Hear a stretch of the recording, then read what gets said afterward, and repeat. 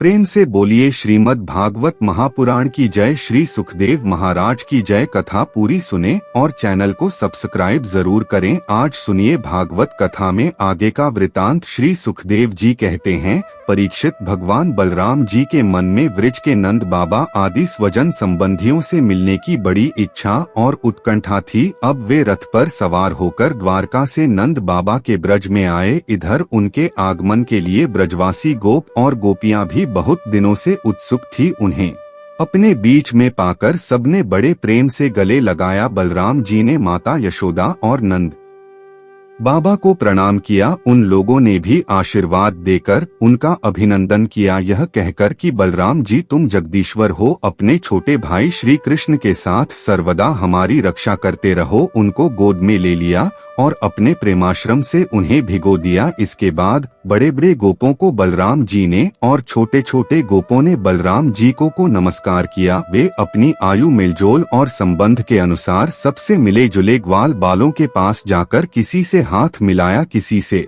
मीठी मीठी बातें की, किसी को खूब हंस कर गले लगाया। इसके बाद जब बलराम जी की थकावट दूर हो गई, वे आराम से बैठ गए। तब सब ग्वाल उनके पास आए। इन ग्वालों ने कमल नयन भगवान श्री कृष्ण के लिए समस्त भोग स्वर्ग और मोक्ष तक त्याग रखा था। बलराम जी ने जब के और उनके घर वालों के संबंध में कुशल प्रश्न किया, तब उन्होंने प्रेम और गदगद वाणी से उनसे प्रश्न किया कि बलराम जी, वसुदेव जी आदि हमारे सब भाई बंधु सकुशल तो हैं ना? अब आप लोग स्त्री पुत्र आदि के साथ रहते हैं, बाल बच्चेदार हो गए हैं, क्या कभी आप लोगों को हमारी याद भी आती है?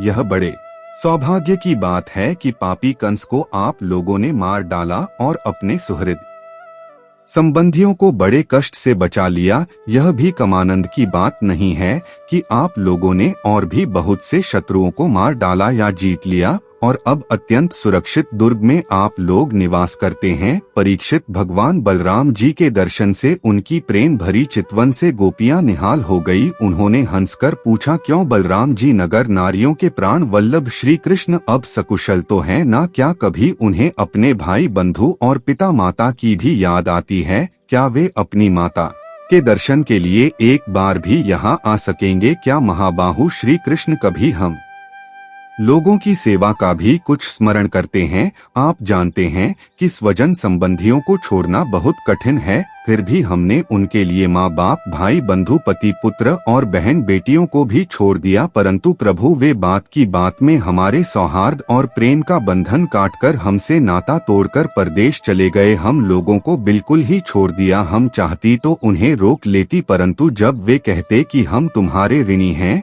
तुम्हारे उपकार का बदला कभी नहीं चुका सकते, तब भला ऐसी कौन स्त्री है जो उनकी मीठी मीठी बातों पर विश्वास न कर लेती? एक गोपी कहने लगी, बलराम जी, हम तो गांव की गवार ग्वालिने ठहरी उनकी बातों में आ गई, परंतु नगर की स्त्रियां तो बड़ी चतुर होती है। भला वे चंचल और कृतघ्न श्री कृष्ण की बातों में क्यों फंसने लगी? उन्हें तो वे नहीं झका पाते होंगे। दूसरी गोपी ने कहा, नहीं सखी, श्री कृष्ण बातें बनाने में तो एक ही है। ऐसी रंग बिरंगी मीठी मठी बातें गढ़े हैं कि क्या कहना। उनकी सुंदर मुस्कुराहट और प्रेम भरी चितवन से नगर नारियां भी प्रेमावे से व्याकुल हो ही जाती होंगी और अवश्य वे भी उनकी बातों में आकर अपने को निछावर कर देती होंगी। तीसरी गोपी ने कहा, अरे गोपियों, हम लोगों को उनकी बात से क्या मतलब है? यदि समय ही काटना है तो कोई दूसरी बात करो। यदि उस निष्ठुर का समय हमारे बिना बीत जाता है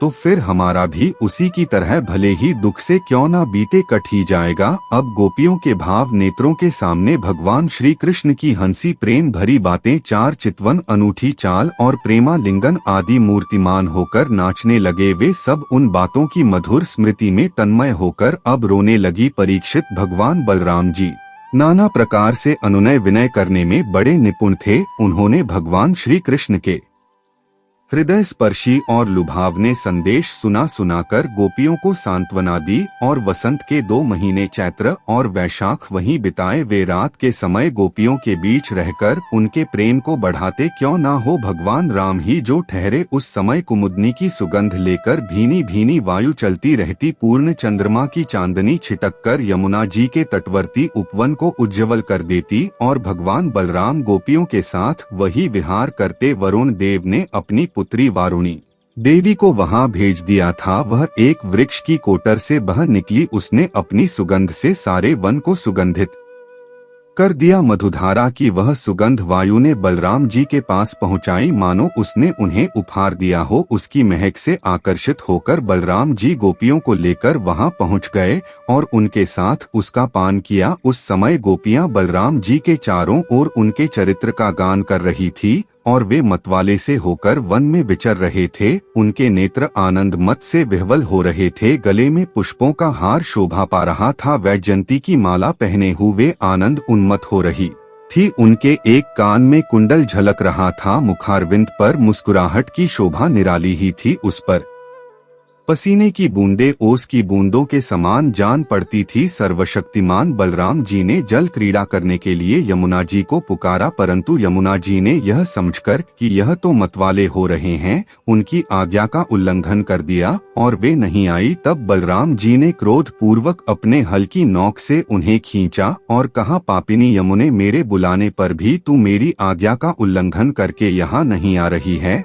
मेरा तिरस्कार कर रही है। देख, अब मैं तुझे तेरे स्वेच्छाचारी का फल चखाता हूँ। अभी अभी तुझे हल्की नोक से 100 टुकड़े किए देता हूँ। जब बलराम जी ने यमुना जी को इस प्रकार डांटा फटकारा, तब तो वे चकित और भयभीत होकर बलराम जी के चरणों में गिर पड़ी और गिड़गिड़ाकर प्रार्थना करने लगी। लोकाभिरामम, बलराम जी महाबाहो, मैं आपका पराक्रम भूल गई थी। जगत्ते, अब मैं जान गई कि आपके अंश मात्र शेष जी इस सारे जगत को धारण करते हैं। भगवान, आप परम ऐश्वर्यशाली हैं। आपके वास्तविक स्वरूप को न जानने के कारण ही मुझसे यह अपराध बन गया है। सर्व स्वरूप भक्त वत्सल, मैं आपकी शरण में हुआ, मेरी भूल चूक क्षमा कर दीजिए, मुझे छोड़ दीजिए। अब यमुना जी के प्रार्थना स्वीकार करके भगवान बलराम जी ने उन्हें क्षमा कर दिया और फिर जैसे गजराज हाथियों के साथ क्रीड़ा करता है, वैसे ही वे गोपियों के साथ जल क्रीड़ा करने लगे।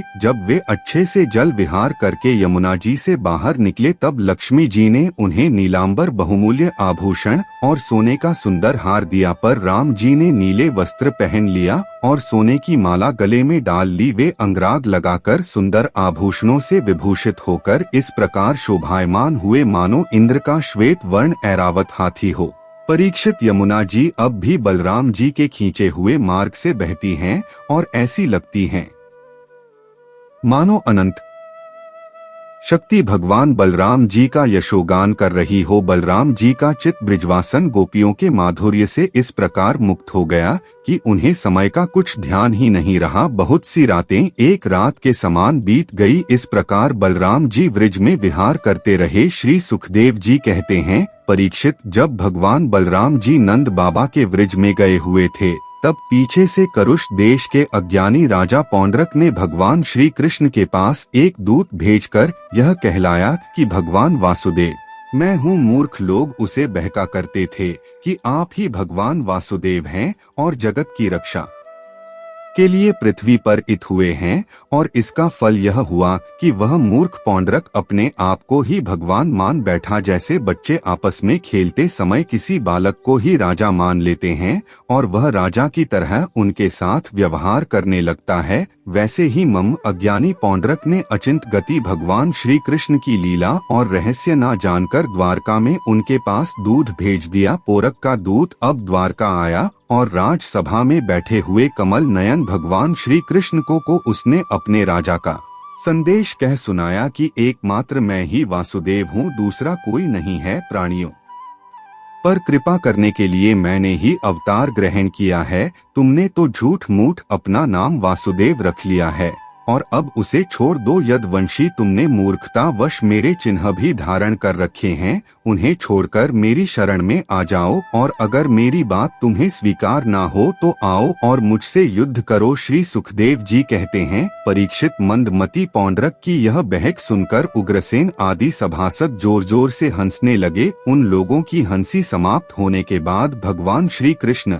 ने दूत से कहा कि तुम जाकर अपने राजा से कह देना कि रे मूर्ख, मैं अपने चक्र आदि चिन्ह यही नहीं छोड़ूंगा, इन्हें मैं तुझ पर छोड़ूंगा, और केवल तुझ पर ही नहीं, तेरे उन सब साथियों पर भी जिनके बहका से तोत इस प्रकार बहक रहा है। उस समय मूर्ख, तू अपना मुंह छुपाकर औंधे मुंह गिरकर चील, गीद, बटेर आदि मांस भोजी पक्षियों से गिरकर सो जाएगा, और तू मेरा शरणदाता नहीं, उन कुत्तों की शरण होगा जो तेरा मांस खींच खींच कर खा जाएंगे। परीक्षित, भगवान का यह तिरस्कार पूर्ण संवाद लेकर पौंड्रक का दूत अपने स्वामी के पास गया और उसे सारा संदेश कह सुनाया। इधर भगवान श्री कृष्ण ने भी रथ पर सवार होकर काशी पर चढ़ाई कर दी, क्योंकि वह करुष का राजा उन दिनों वहीं अपने मित्र काशीराज के पास रहा करता था। भगवान श्री कृष्ण के आक्रमण का समाचार पाकर महारथी पौंड्रक भी 2 अक्षण सेना के साथ शीघ्र ही नगर से बाहर निकल आया। काशी का राजा पौंड्रक का मित्र था, इसलिए वह भी उसकी सहायता करने के लिए 3 अक्षौहिणी सेना के साथ उसके पीछे पीछे आया। परीक्षित, अब भगवान श्री कृष्ण ने पौंड्रक को देखा। पौंड्रक ने भी भगवान की ही तरह शंख, चक्र, तलवार, गदा, शारंग, धनुष और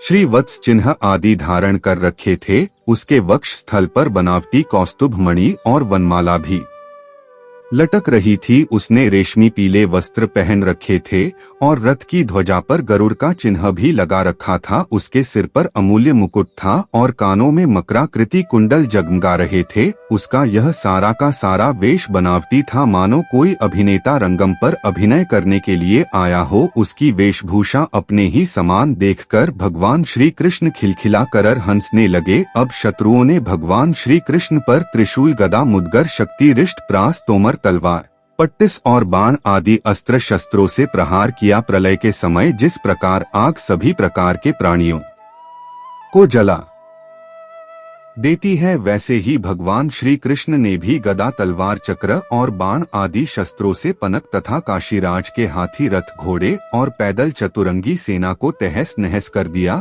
वह रणभूमि भगवान के चक्र से टुकड़े टुकड़े हुए रथ, घोड़े, हाथी, मनुष्य, गधे और ऊंटों से पट गई। उस समय ऐसा लग रहा था मानो वह भूतनाथ शंकर की भयंकर क्रीड़ा स्थली हो। उसे देख देख कर शूर वीरों का उत्साह और भी बढ़ रहा था। अब भगवान श्री कृष्ण ने पौंड्रक से कहा, रे पौंड्रक, तूने दूध के द्वारा कहलाया था कि मेरे चिन्ह, अस्त्र शस्त्र आदि छोड़ दो, सो अब मैं उन्हें तुझ पर छोड़ रहा हूँ। तूने झूठ मूठ मेरा नाम रख लिया है, इसलिए मूर्ख, अब मैं तुझसे उन नामों को भी छुड़ा कर रहूंगा। रही तेरी शरण में आने की बात, सो यदि मैं तुझसे युद्ध ना कर सकूंगा तो तेरी शरण अवश्य ग्रहण करूंगा। भगवान श्री कृष्ण ने इस प्रकार पौंड्रक का तिरस्कार करके अपने तीखे बाणों से उसके रथ को तोड़ फोड़ डाला और चक्र से उसका सिर वैसे ही काट डाला जैसे इंद्र ने अपने वज्र से पहाड़ की चोटियों को उड़ा दिया था। इसी प्रकार भगवान ने अपने बाणों से काशी नरेश का सिर भी धड़ से ऊपर उड़ाकर काशीपुरी में गिरा दिया। ठीक वैसे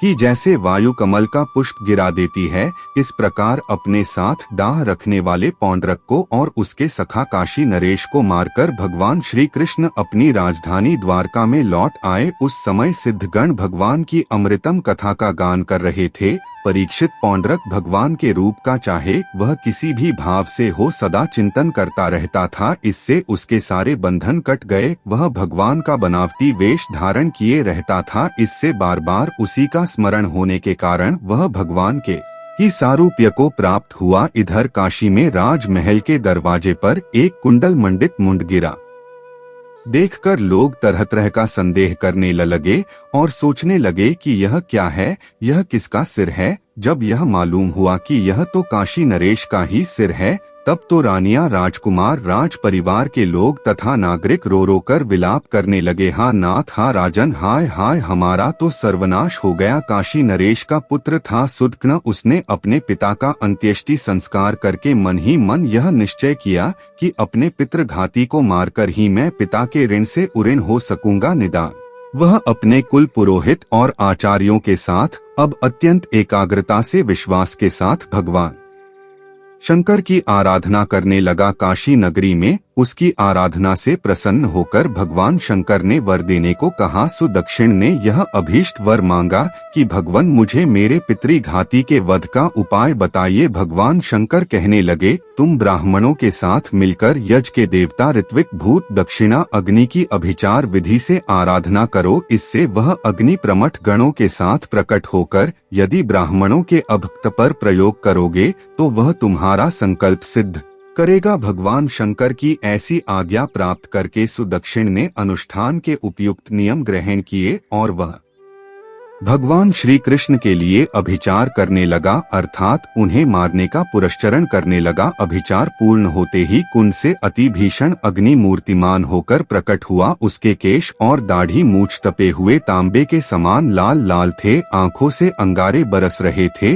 उग्र दाढ़ और टेढ़ी भ्रिकुटियों के कारण उसके मुख से क्रूरता टपक रही थी। वह अपनी जीभ से मुंह के दोनों कोने चाट रहा था। शरीर नंग धड़ंग था, हाथों में त्रिशूल लिए हुए था जिसे वह बार बार घुमाता जाता था और उसमें से अग्नि की लपटें निकल रही थी। ताड़ के पेड़ के समान उसकी बड़ी बड़ी टांगे थी। वह अपने वेग से धरती को कपा आता हुआ और ज्वालाओं से दसों दिशाओं को दग्ध करता हुआ द्वारका की ओर दौड़ा और बात ही बात में द्वारका के द्वार पर जा पहुंचा। उसके साथ बहुत से भूत भी थे। उस अभिचार की आग को बिल्कुल पास आई हुई देखकर द्वारिकापुर वासी वैसे ही डर गए जैसे जंगल में आग लगने पर हिरण डर जाते हैं। वे लोग भयभीत होकर भगवान के पास दौड़े हुए आए। भगवान उस समय सभा में चौसर खेल रहे थे। फिर उन लोगों ने भगवान से प्रार्थना की, प्रभु, तीनों लोगों के एकमात्र स्वामी, द्वारका नगरी इस समय आग से भस्म हो जाएगी। आप हमारी रक्षा कीजिए, आपके सिवा इसकी रक्षा और कोई नहीं कर सकता। शरणागत वत्सल भगवान ने देखा कि हमारे स्वजन भयभीत हो गए हैं और पुकार पुकार कर विकटा भरे स्वर से हमारी प्रार्थना कर रहे हैं। तब उन्होंने हंसकर कहा, डरो मत, मैं तुम लोगों की रक्षा करूंगा। परीक्षित, भगवान सबके बाहर भीतर की जानने वाले हैं। वे जान गए कि यह काशी से चली हुई माहेश्वरी कृत्या है। उन्होंने उसके प्रतिकार के लिए अपने पास ही विराजमान चक्र सुदर्शन को आज्ञा दी। भगवान मुकुंद का प्यारा अस्त्र सुदर्शन चक्र कोटि कोटि सूर्य के समान तेजस्वी और प्रलयकालीन अग्नि के समान जाज्वल्यमान है। उसके तेज से आकाश, दिशाएं और अंतरिक्ष चमक उठे और अब उसने उस अभिचार अग्नि को कुचल डाला। भगवान श्री कृष्ण के अस्त्र सुदर्शन चक्र की शक्ति से कृत्य रूप आग का मुंह टूट फूट गया। उसका तेज नष्ट हो गया, शक्ति कुंठित हो गई और वह वहां से लौटकर काशी आ गई। फिर उसने ऋत्विज आचार्यों के साथ सुदन को ही जलाकर भस्म कर दिया। इस प्रकार उसका अभिचार उसी के विनाश का कारण बन गया। कृत्या के पीछे पीछे सुदर्शन चक्र भी काशी आ पहुंचा। काशी बड़ी विशाल नगरी थी। वह बड़ी बड़ी अटार हो, सभा भवन, बाजार, नगर द्वार के शिखर, चार दीवार हो, खजाने, हाथी, घोड़े, रथ और अन्नों के गोदाम से सुसज्जित थी। भगवान श्री कृष्ण के सुदर्शन चक्र ने सारी काशी को जलाकर भस्म कर दिया और फिर वह परमानंदमय लीला करने वाले भगवान श्री कृष्ण के पास लौट आया। जो मनुष्य पुण्य कीर्ति भगवान श्री कृष्ण के इस चरित्र को एकाग्रता के साथ सुनता या सुनाता है, वह सारे पापों से छूट जाता है। हरे कृष्णा। आज के अध्याय में बस इतना ही। इसके आगे का वृतांत आप सभी अगले अध्याय में जरूर सुनिए।